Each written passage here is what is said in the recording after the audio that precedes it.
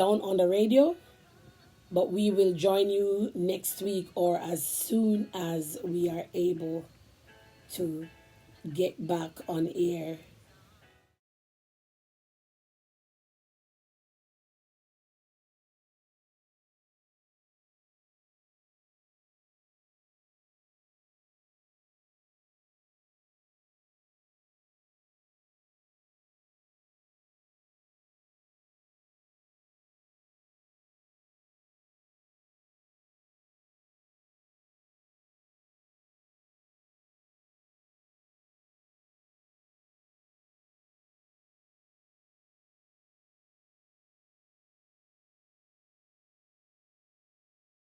And we are really, really grateful to be able to join you for another edition in the program.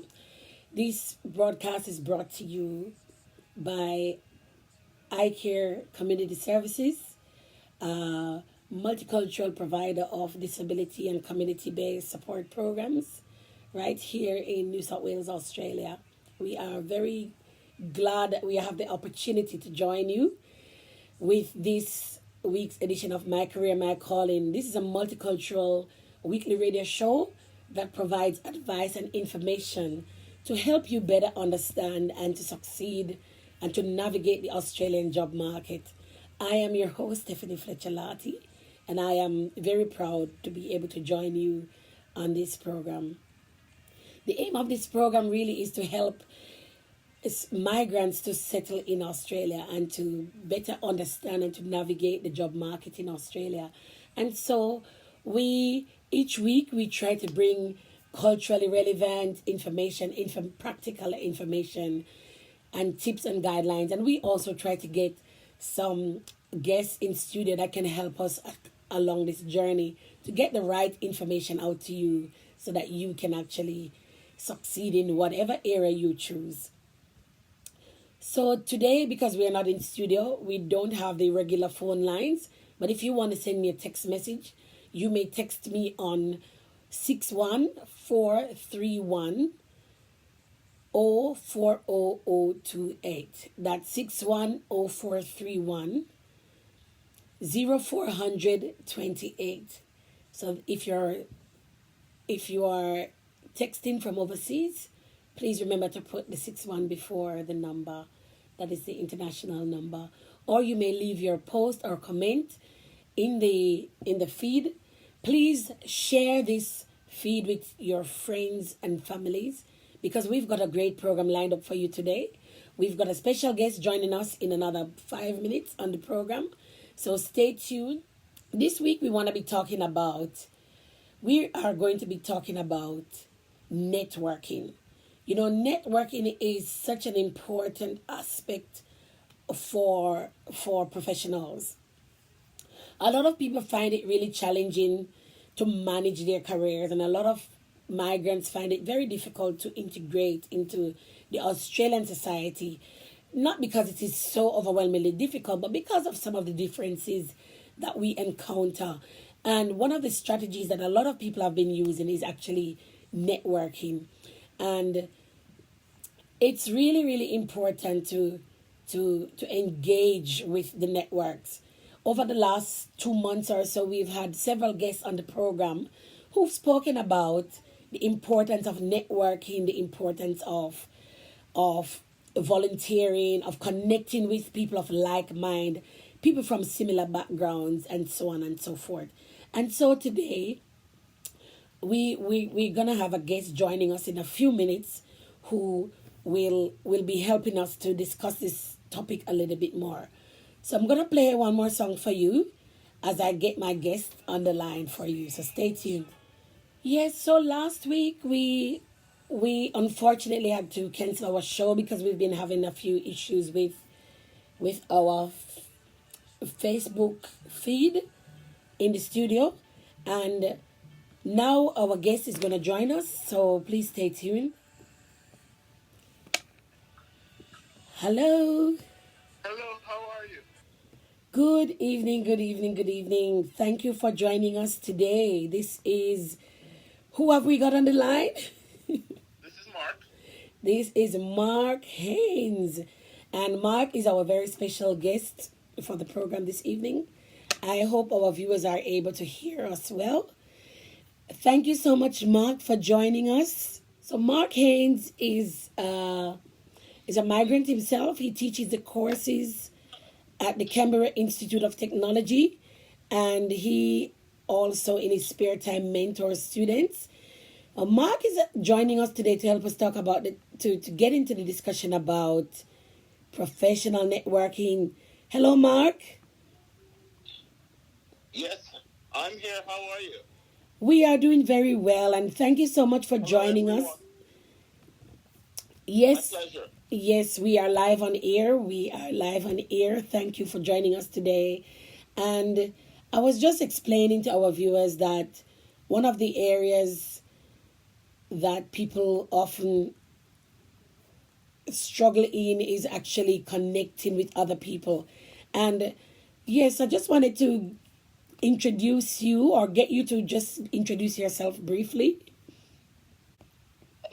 I got you. Hello, everyone. This is Marc Haynes. I'm happy to be here. I'm quite passionate about networking. It's something that I enjoy doing, and I think it's important for everyone to be able to do it and do it well and often. And it's something that I like to talk to other people about and share my ideas as to how you can become a better networker. That is awesome.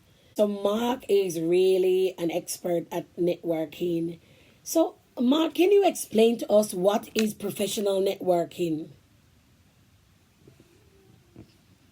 Professional networking is where you strive to build relationships with the people who are doing the things that you are would like to do or doing the things that you're currently doing, but you are interested in, working for their company, working with them, or, advancing your career.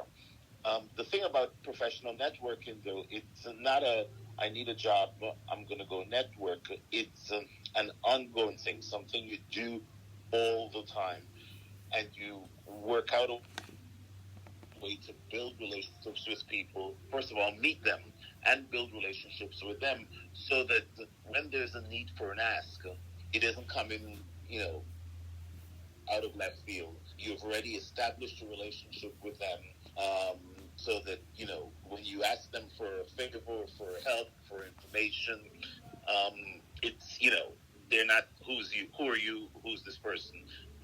They'd be more than happy to help you. So for me, sums up professional networking. So basically, Or at least one aspect of it. There are other aspects to it. Huh? so professional networking is not a one-off thing. It's something that you need to continue, and you need to work on it over time. Yes, you need to work on it over time. Another important aspect of professional networking is as you meet and encounter people, you need to gather as much information from them as possible. So have them share their experiences with you, what it is that they like about their job or their career, what things they would have done differently. And you use that information to enhance your career, so that you can become a better professional, a better individual at what you do. But the other thing that I think is also important, if you meet someone who is doing something great and interesting, but you're not interested in what they're doing, but you happen to have a colleague, a friend, an associate who's expressed interest in what this individual in front of you tells you that they're doing, it's important for you to make that contact. Because if you were the person that contact was being made for, you would definitely be appreciative of it. Well, the only way that can happen is if more of us keep making those introductions. So I think that's another important part of networking. So really invest in time to make sure that the connection you make is a valuable one and not just a flimsy in passing connection. Correct. So you just don't, hey, great talking to you. I'm not interested in what you do. Yeah, you may not be interested. You share that with the person. But if you happen to know someone who might be interested, you say, hey, I know so and so that might be interested in talking to you. Do you mind if I introduce the two of you or share your information? And oftentimes people would say yes. Maybe that some people will ask you, tell me about your friend, tell me about your colleague, and you give a brief description as best as you know the person, and then you make the introduction. So basically, for professional networking, this is not just about you, but you can connect other people to your networks. You can connect other people. Well, that person may not necessarily be in your network, but you may just happen to encounter them. Yet, once you start to build a relationship with them, they become part of your network. But if you're not good in their field or what it is that they do, there's no point in necessarily working to maintain a relationship. In the short term, you may want to maintain a relationship in the long term because you never know what field or what area or what company that person moves to. Um, but if you know someone who's interested in what that person does right now, then you make that introduction. Wow, awesome. So, what I'm getting from what you're saying is it's really important to invest some time and effort in connecting with those you meet. Absolutely. So we're not only networking for ourselves, but we're networking for those around us. Because the larger our network is, the larger our colleagues' network is, then or the better they're doing, the better we're doing. Everyone is doing well. It's about seeking opportunities to improve our lot, but also um, helping those around us also improve their lot, so that we all grow together. One. Sometimes some of us, we meet people that may, we sometimes hold on to them and feel like, oh, this is my friend. I don't want to share that connection with another person. Why is it so important for us to enable that connection with other people? Because sometimes, as you said, the person you meet might not necessarily be valuable to you at that moment, but someone in your network might find it useful to be connected. How can, I guess what I'm trying to say is, how can we appreciate the fact that helping other people might in the long run help us? I'm one of those people that subscribes to the theory that, whatever your blessing is going to be, there's no one that can stop it. Yeah. So, I'd rather err on the side of enhancing or enabling someone's blessing, so that when my blessing is ready for me, it finds me quite easily. So, having been on many recruitment panels over the last couple of years, the one thing I've found, and I've discovered, and I've shared this a lot with my friends, is that when you don't get a job that you've applied and possibly interviewed for, it doesn't necessarily mean that you weren't the best candidate. Yes, of course, you go up your game, you try to improve your interview skills, and you get some feedback and see how you can make things better. But oftentimes they're looking for lots of different things, not necessarily the best candidate in terms of qualifications, but the best candidate in terms of fit with the team, fit with the organization, or that person may have a unique skill, whether it's an Excel skill or whatever it is, whatever problem it is that the company finds itself. That particular person that gets the job may be the one that has that unique whatever it is. All right. So um, I think it's important that you know you take away from that experience that, okay, but if I can help someone along the way, all right, whether you if that job is meant for them, whether you're the one that makes that introduction or they find it through another source, they're gonna get it. Awesome. So I think we should just operate from and I find it quite useful from myself. So operate from a perspective where we share and we receive and we share, and the more of us are doing that, the more of us will be successful. Awesome. So, what I'm getting from what you are saying is there are long term benefits from this, and professional networking can actually help to build some of those core skills that you need that might set you apart, not just because of your qualification, but might give you an advantage. It gives an advantage. I mean, studies and show that most of the jobs out there are found because of introductions so I mean, for instance, I mean, right now I'm looking to recruit or I'm in the process of recruiting a junior accountant for my team, and we didn't have to put an ad up. I mean, we couldn't afford to put an ad up because it's quite expensive, and we simply sent out an email to all the staff at the university, and within a couple hours we got 20, 30 resumes. Wow. So, if you're not tied into that network or didn't know someone at the university who, most of the resumes we got are not necessarily people that already work for the university, or people that work for the university who know people outside the university who are looking for jobs within the university. All right. So we got, 30 resumes that we have to culture and then determine who we're going to interview. So the thing is, you want to be clued into as many people as possible who know your situation, or know your qualifications, who are familiar with you, who, even though they may not be comfortable making a personal recommendation for you, because they've never worked with you, they don't know you personally. you know, if they can then say, hey, there's a position here, send me your resume, I'll pass it on for you, then it's up to you to then, hopefully get an interview and then get the job. But, a lot of times you don't have to put an ad up because you can just let, by word of mouth, and a lot of jobs are filled just simply from word of mouth. We are live on air with Marc Haynes, and he's talking to us this evening about professional networking. So, Marc, creating a professional network can actually be really daunting for some people. Mm-hmm. So recent graduates, new migrants can find it really daunting. I remember when I just came to Australia, I found it a little bit daunting, even though I'm a very confident person, but I found myself at one time feeling a little bit daunted about talking about myself. You know, what suggestions do you have around how people can become comfortable in a setting like that? Well, here's the thing: networking isn't only about talking about yourself, right? That's one aspect about networking. Networking, an important part of networking for me is getting information. Yes. And sharing information, right?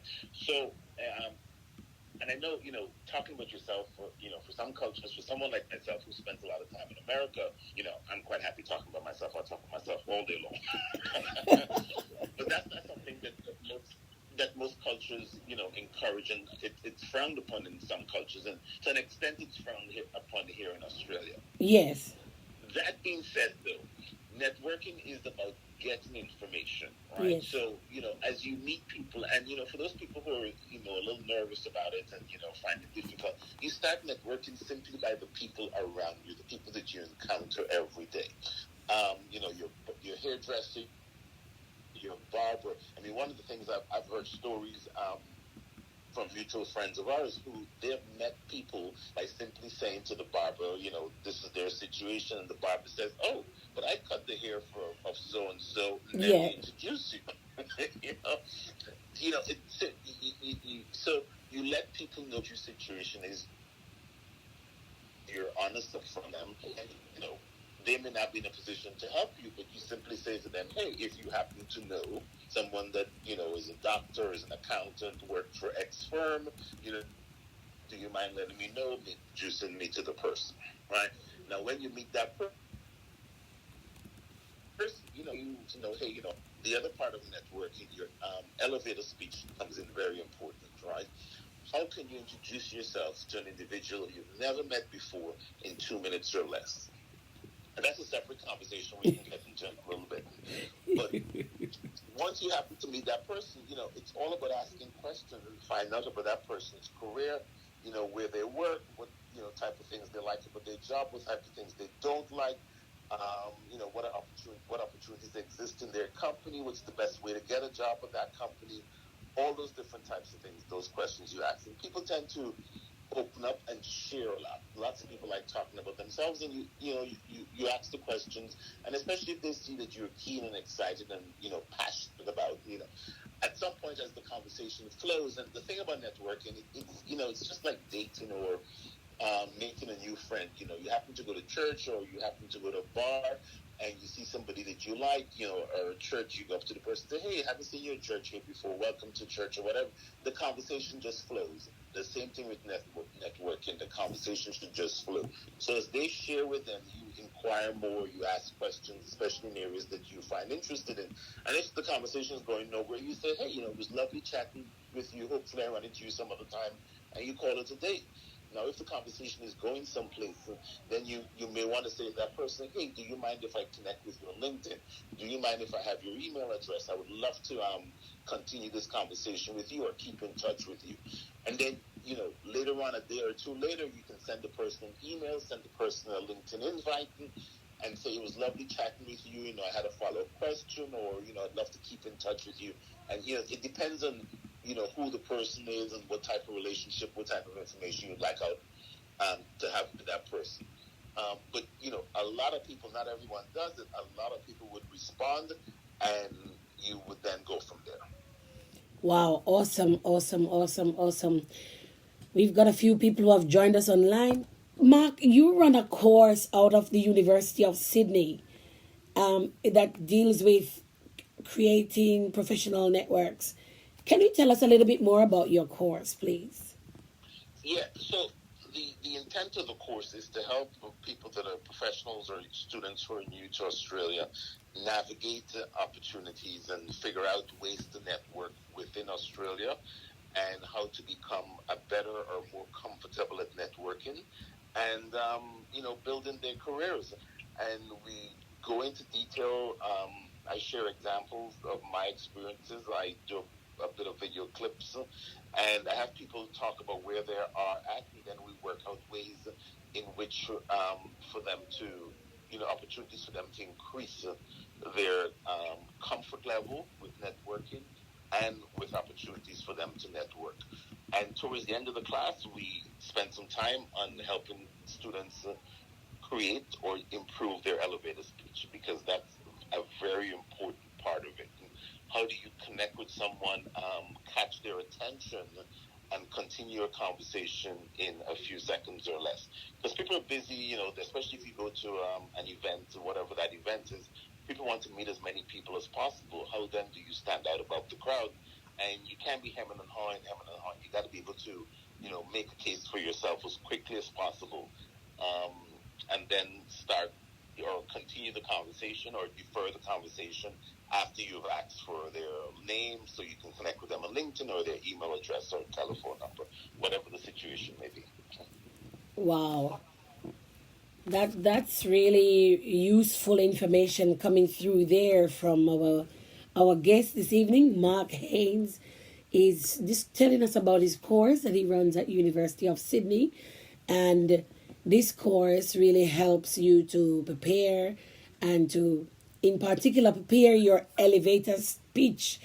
I remember as a student, I was told about the importance of having that elevator pitch ready, because my next big break could come from, that person that I meet in the lift and have to pitch my research to them in just a few minutes. And I've learned to really realize how important it is to get that right and to have it ready, because you never know when the right opportunity may show up for you to be able to share that. Yeah, and it's not just an elevator. You can meet people on the train.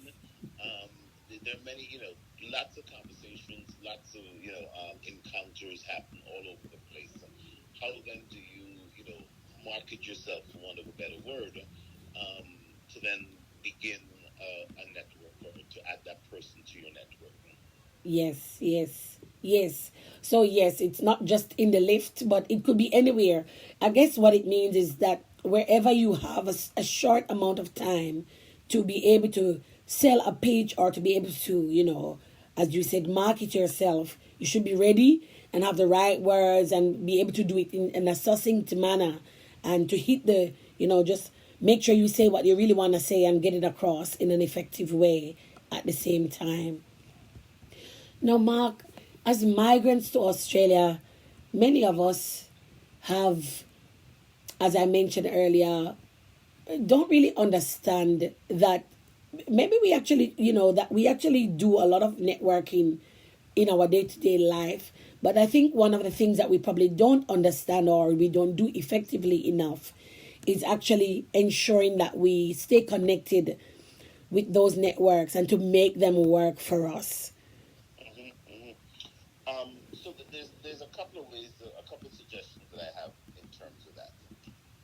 For me, you start your network with the people around you, and you build out from there. So you try to meet the people that they know. So you may be invited to the Christmas party, and some companies allow spouses to attend Christmas parties, right?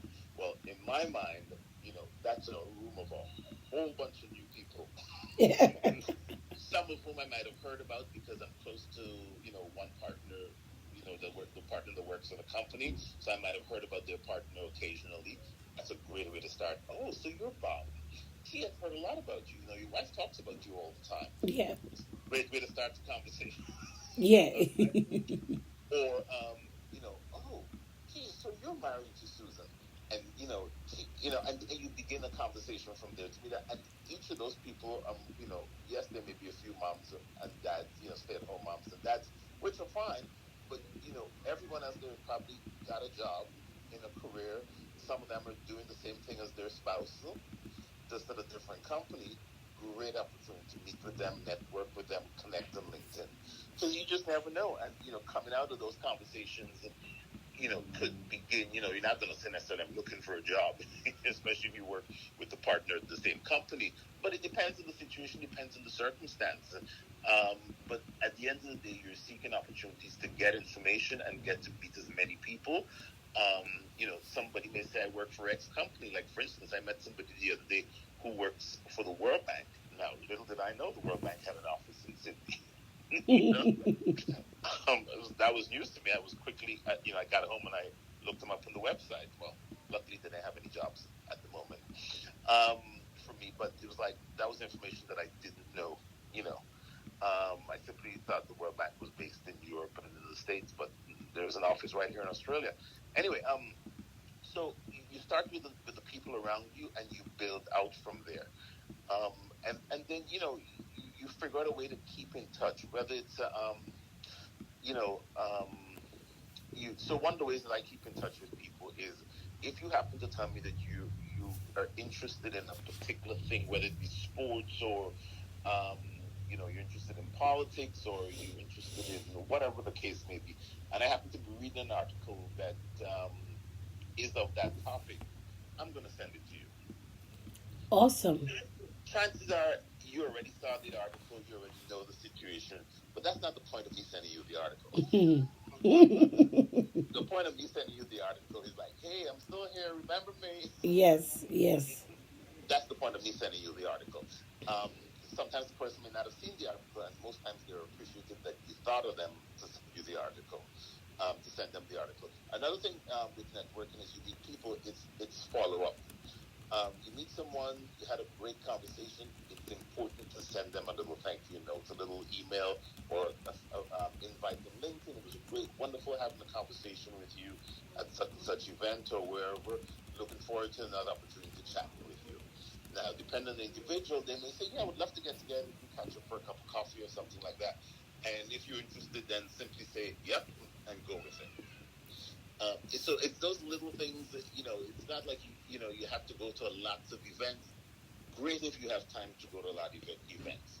The thing with events, though, and I wasn't always a great networker, but years and years ago when I was in college, I had this friend at university, a woman named Michelle, and she and I would go to events together, and we would hit the door, and she would go left and I would go right, and we said meet you back in the middle. And our intent was to make as many connections, individual of each other. Yes.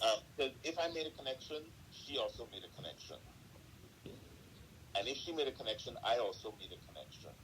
But before we got to that point, we would then we buddied up and supported each other in that initial conversation until we were able to iron out our nerves.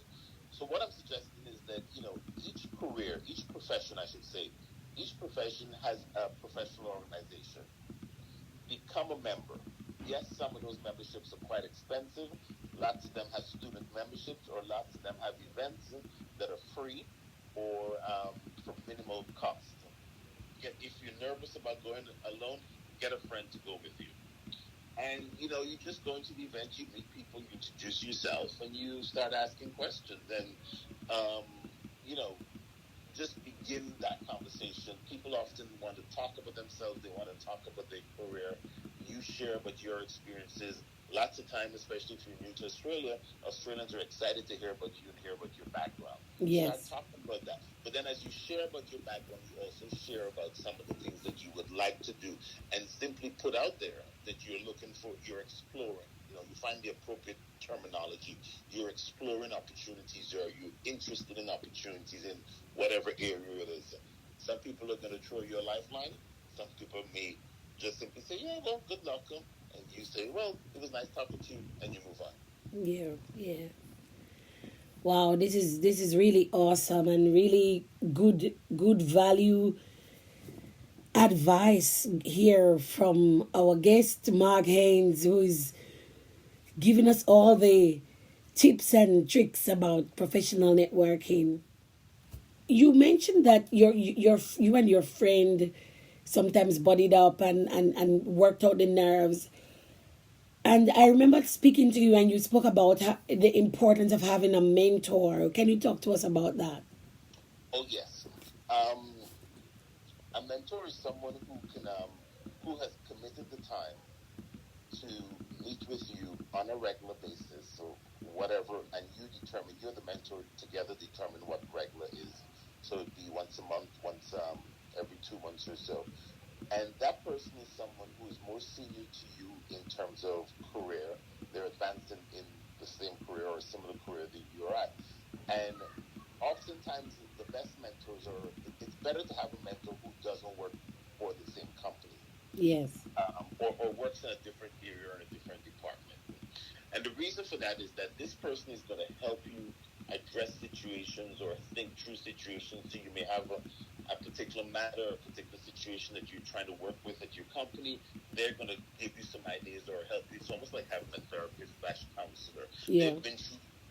They've been through, double the number of situations that you've been through at this point in your career, and they can offer advice. They can offer help.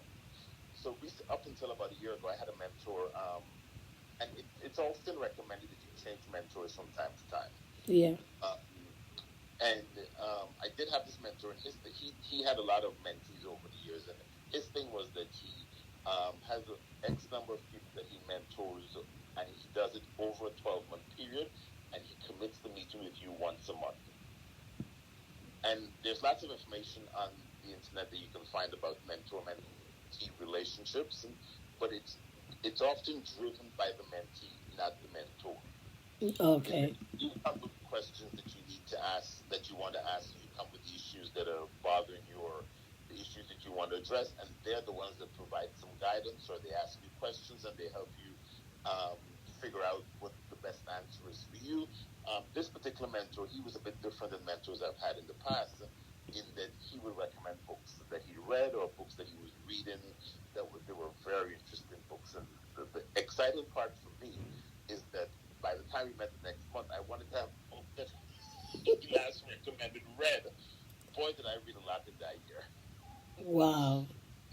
But it was really good because the books were quite interesting and exciting, and books that I would not have necessarily paid a second look at had he not recommended it. So that was a good relationship. But he also give me some ideas and give me some thoughts as to things I can do differently in my career.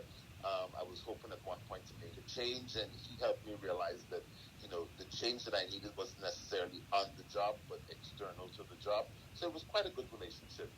Some mentors are so well connected that they can also introduce you to their network and help you find another job or make introductions for you.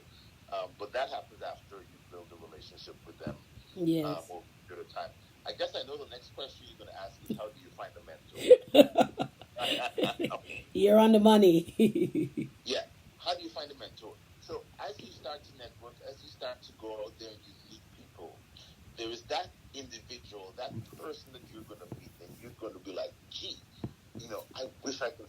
time with this person. Gee, I wish I had this person's job. Gee, I wish I had this person's career. Then the next question is, I'm looking for a mentor, and I was wondering, is this something that you would consider being my mentor? Wow. Right? And some people would say, I got too many commitments right now. I got too many mentors, whatever. Fine. Then maybe you may feel comfortable. Is there someone with a background similar to yours who you would recommend? Maybe they do, maybe they don't. If they don't, then off you go looking for that next person who excites you and you're passionate about. They just seem to be well connected. They seem very confident in their career. They've been through a couple of difficult situations. They've been through the professional life. They understand the career. They understand the issues that you're likely to be facing now. You want to spend more time with them. You set up a mentor relationship. Wow. Wow. So that means that your mentor shouldn't be overseas. The person could be overseas. I mean, you just got to be committed to the thing with a mentor-mentee relationship is often mentors are very busy people with Yeah. lots of important things, right? You're the last thing on their priority list, right? Yeah. So you have to value their time. So if you commit to meeting once a month on the first Friday in every month or whatever for lunch or to tea or whatever, if you're not going to make that meeting, you let them know as soon as you know you can make that meeting and try to reschedule it, within the same month or whatever, all right? If you're going to be late, you got to give them that respect. Yes. And it's not, even with your casual friends, it's not, you just can't blow them off. You have to be committed to it just because you hope they're committed to it, and when you go, you have to be prepared. If they give you homework, you got to get the homework done. Because this is a very, you're not paying them to be your mentor. It's voluntary. It's free. You don't know this person is not a buddy of yours. Yeah. It's a seasoned professional who's willing to give of his or her time to advise you and help you along. You have to make that commitment and be serious, because if they cut you loose, you not only lose a good mentor, but you also you begin to have a bad reputation because people talk. Yes. Yeah, people talk. You got to be grateful and you got to be honest with that person. Now, if at some point, let's say you committed to being in a mentor-mentee relationship for X period of time, but at some point you realize, this is not what I thought it was going to be, or then you just, you politely email the person, call the person, or say to the person, I don't think this is working out for me, I was hoping, and you end the relationship. There's no point in, prolonging something that you no longer find beneficial. Awesome. So there are definitely some rules of engagement, and it's really important to respect the relationship that you have with your mentor and to value their time. Absolutely. And come prepared. Questions that you have that you need answered, situations. And, not you don't want to use a mentor-mentee relationship to get into the nitty-gritty about work details and the city office politics and how do you deal with the boss's secretary or anything like that, right? You want to take it up a notch, you understand? And how, how then do I advance my career within the company? What are some of the things that I should be looking at? How do I, some ideas if you have staff, how do I, better manage my staff? How do I better, manage my, busy schedule, time commitments? Things that, we each can be better at and improve our careers. Yes. Depends on where you are in your career and what type of support you need in order to get you to the next level. And that's what a mentor can help you with. Not the secretary was rude or somebody, stabbed you in the back. You don't have time for that. Yeah. So it's really a very purposeful relationship that should help you to be a better you, and also to help shape you as a professional, and also to help to guide you on the next leg of your journey. I love that word. It's a purposeful relationship. Yes. Yeah, purposeful. Yeah. Wow, this has been really a great time here with Marc Haynes on My Career, My Calling, sharing about how we can use professional networking as a means of building our professional profile and also to gain better understanding of different professional groups, to gain access to different areas. And he just shared on the importance of a mentor and how you can find and maintain a good relationship with a mentor and having a purposeful, a valuable relationship. Now, I know we are almost out of time, Mark, and in the next 2 weeks, we'll be having our job readiness seminar and our career expo, which is also another great opportunity for people to meet people and to network. Now, you will be one of our guest speakers at this event. Mark, can you share some of what people might be able to expect from you at the upcoming job readiness seminar? Well, one of the things I'm looking forward to is meeting people and enlarging my networking, because for me, networking is not just looking up, but it's also looking around and Yes, looking to the people that are not quite where I'm at yet, yes, right? Because the way this economy or the way the world works now, the people who we may perceive that are more junior to us could quickly become more senior to us. So I want to have good relationships, and I want to meet and build relationships with as many people as possible. But what I'm looking forward to for that event is to understand what are some of the issues that individuals are facing, and what advice I can offer them in their unique circumstances, in order to for them to improve and become better in their career or their profession. Because a lot of times, you listen to shows like this or other podcasts or whatever, and we tend to speak in generalities. And yes. then people listen in, and people are like, well, that's not my situation, that's not my circumstance. Right? So I'm looking forward to, to hearing what are people's unique circumstances and maybe offering some advice in helping them to overcome that situation. Right? Awesome. And one thing that I should mention here too is, in addition to the networking and the elevator speech, you gotta make sure your resume or CV and your cover letter are good, right? So it's not necessarily about paying someone, going on one of these internet. Because I recently was sent a resume that looked, in the initial reading was like, okay, this sounds good, but then when you started looking at each bullet, it's like, well, this don't make any sense. You know, come to find out, the guy paid $500 to get the Wow. resume done in some website, and it was just crap at the end of the day. All right, so you need to, you can get a beautiful resume just by looking on the internet, finding examples of resumes in your particular area, your particular field.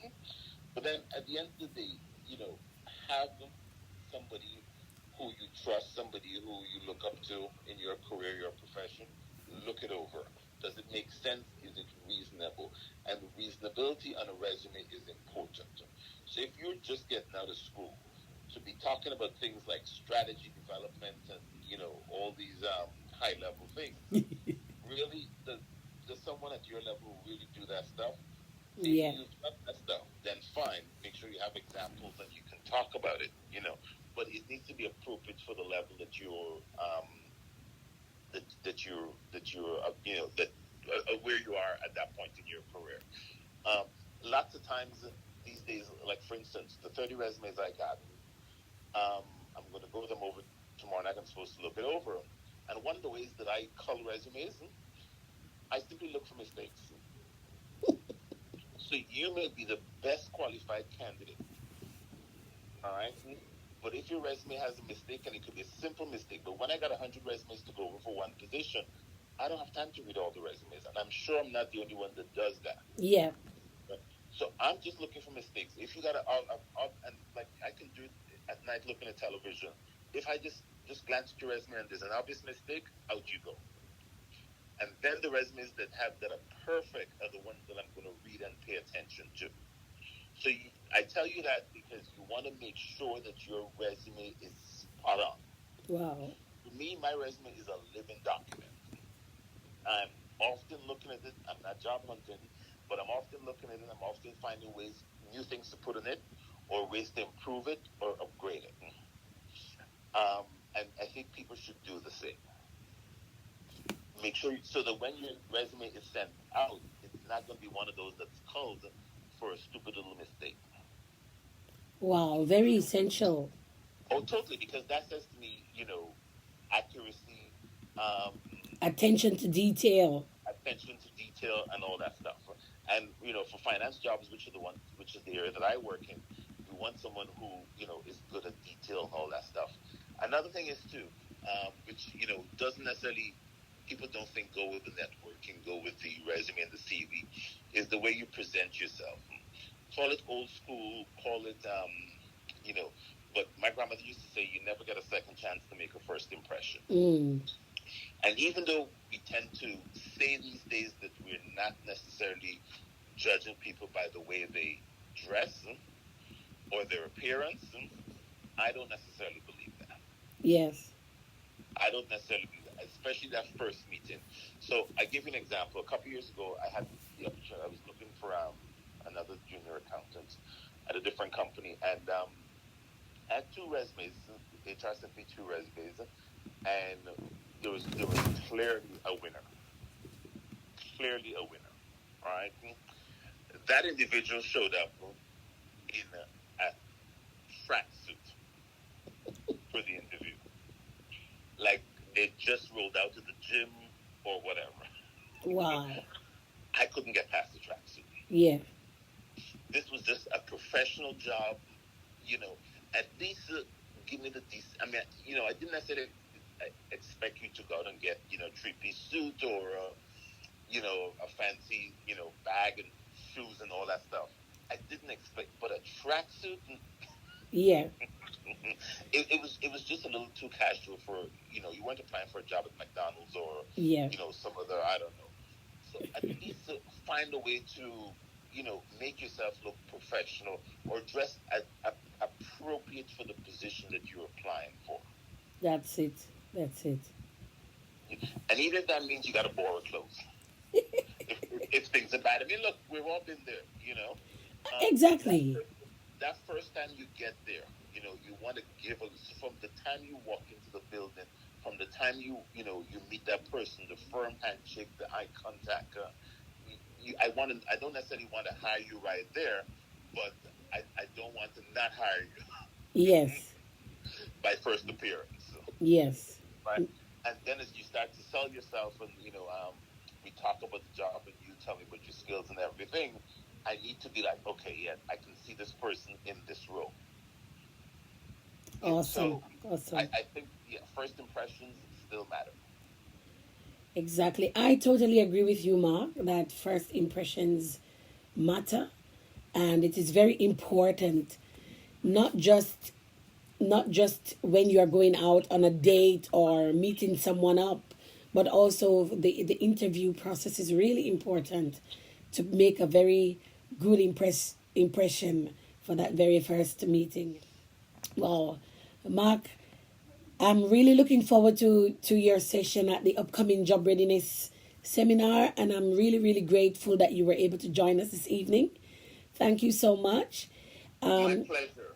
Is there any final word you want to share with our audience? Yeah, the last thing I would say is don't be discouraged. You're going to meet a lot of, just like dating. I mean, some of you out there may have, had 10 dates before you, or 100 dates before you met the one.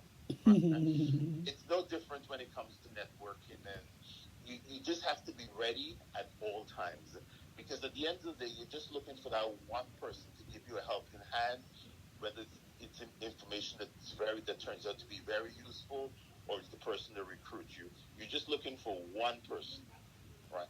So you may have to get a lots of no's, lots of naysayers, people that discourage you, and you quickly identify those and move on. You just have to keep your chin up, stay positive, stay engaged. You're gonna feel down, go back to your corner, regroup, and come back out again strong. It is gonna happen. You just gotta keep working at it. It's not gonna happen if you don't work at it. And yeah, those are my final thoughts. Stay motivated, stay, you know, positive, and yeah, because no one wants to associate themselves or um, work with someone who's just always down and negative and all that stuff. So stay positive, and it's going to happen. That is absolutely amazing. Final words there from Marc Haynes. It is really important to stay positive, stay motivated, don't be discouraged along the way, because it will happen if you do not give up. It is really, really important to stay focused, stay motivated, and what a beautiful note to end today's interview on. Marc, I'm so grateful that you were able to join us today. Thank you so much for availing yourself to share your experiences with our audience, and to, I'm pretty sure, those who have joined us this evening and those who will be watching the replay of this live broadcast on Facebook, they will find a lot of valuable gems in what you have shared with us today. And I'm looking forward again, as I said, to have you share with our audience, our participants at the upcoming Job Readiness Seminar and Career Expo on the 6th of August, right here at Liverpool in New South Wales. Thank you so much for joining us, Marc, and looking forward to speaking with you soon. Looking forward to it. So take care. Thanks very much. Thank you. Bye-bye. Wow, there you have it. That was Marc Haynes joining us, sharing on professional networking today. And what a lovely way to end today's program, ensuring that you stay focused, don't be discouraged, don't give up.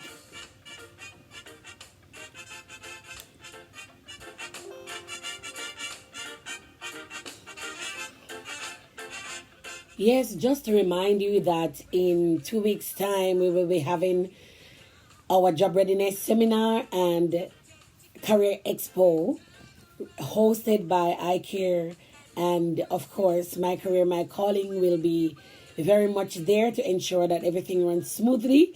The theme for the day will be integration and diversity, opportunities for success in the Australian workplace.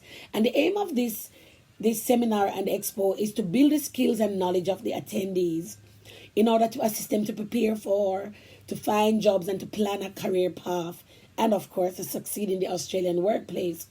Our goal really for this day is to provide authentic and practical information and advice to our participants. And this, we hope, will enable our participants to leave the event feeling motivated and empowered, regardless of where they are in their career journey. So remember, invite a friend, share the event. It's right there on My Career, My Calling Facebook page. Please share this with your family and friends. And you may know a student who has just left school, someone who hasn't been working for a long time, someone who might have been struggling to get a job or to get into the market, just navigating. This event is for these people. We will have special guest speakers like Marc, who will be dealing with professional networking. We have others who will be helping us to talk about training opportunities available for those who want to get into the vocational industry. We'll be having job agents who will be able to help you to navigate how to sign up for job notifications, how to prepare your CV, how to prepare your cover letter. All of these things will be dealt with on that day. So if you haven't yet registered, please go to Eventbrite and search for Career Expo and Job Readiness Seminar. The event is free of cost. Please register yourself and maybe register a friend.